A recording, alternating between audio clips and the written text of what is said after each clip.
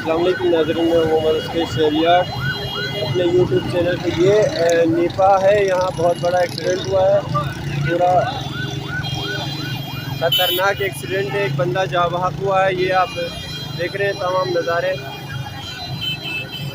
इस वक्त जो है बहुत बड़ा रश लगा हुआ है, एक चलते हुए राहगीर, बहुत बड़ी एक्सीडेंट है, जान से चला गया है टैंकर की वजह से, टैंकर वालों की गफलत की वजह से। फायर ब्रिगेड की गाड़ी आपके सामने खड़ी है।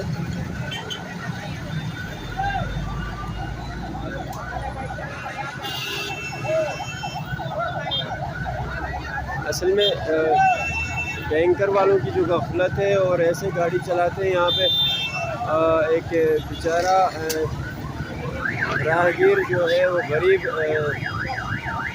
वो जाँ बहक हो गया, उसको कुचल दिया गया उसको। ये नीपा है, नीपा चौरंगी से हम आपको दिखा रहे हैं।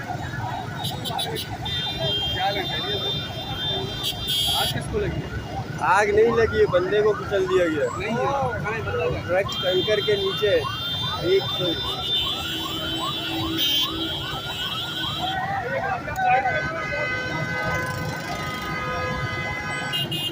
टायर के नीचे आ चुका है, बंदा जाँ बहक है इस वक्त। देखिए तमाम सूरत हाल, ये नीपा चौरंगी है।